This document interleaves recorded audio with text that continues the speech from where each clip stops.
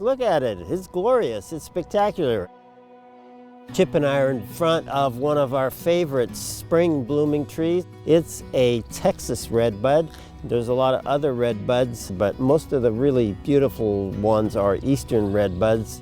We're going to talk all about redbuds in general and their unique qualifications to be perfect for home gardens.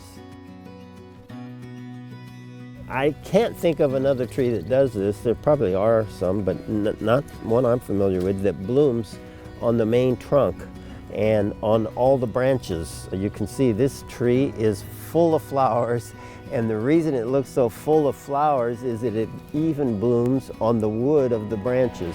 You can see like this one here, look at that, right on the main branch. When it's done, then it'll leaf out. It'll start to leaf out right at the end of its bloom. You can see here, it's just starting to leaf.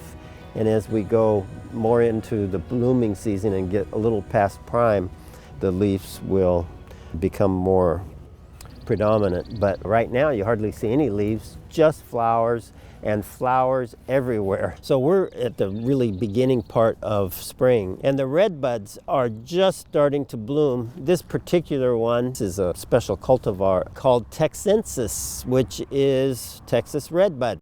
We don't do anything special to it other than give it some blend now and then. It's more drought tolerant and tougher with a thicker, glossier leaf than most Eastern redbuds. You can grow it as a multi like you see this one is, or you could train it as a single trunk and grow it as a small tree. Another popular one here, and obviously in Oklahoma, is Cercis canadensis, Oklahoma. They use that as a street tree and along the major boulevards.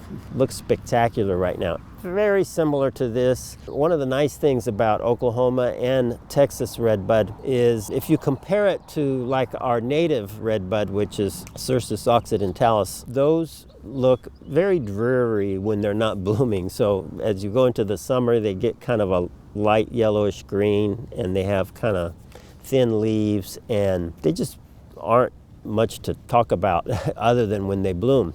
Whereas a Texas redbud, Oklahoma redbud has a more attractive leaf, so it's a nicer landscape tree because it looks good all year round. One of the reasons that sometimes home gardeners don't like Eastern redbud is the fact that it's like this for a month or maybe 6 weeks. But these new varieties like Merlot, the leaves are colorful. So you not only get the bloom, but then you get a colorful leaf.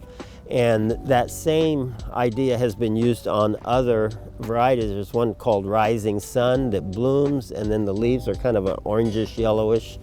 Really spectacular. Oh man, just beautiful. When we've put those in home gardens, the owners have told me that every year they get numerous questions about what is that tree. Rising Sun's pretty spectacular all year round because the leaf color. Another new one called Flamethrower. Flamethrower is like a bunch of flames, and so it's very colorful. And particularly when the leaves first come out and then through the summer, it's supposed to be very colorful. Some of them are a little bit sensitive to a lot of hot sun. Not the case with Texas or Oklahoma, those take hot sun fine. But there are some that need a little bit of shade. So Cercis forest pansy is a beautiful one, but you just look at the leaves and they're thinner, they're not waxy, they're not so glossy, meaning they're subject to leaf burn. And forest pansy needs shade in the summer or it pretty much burns up in our area.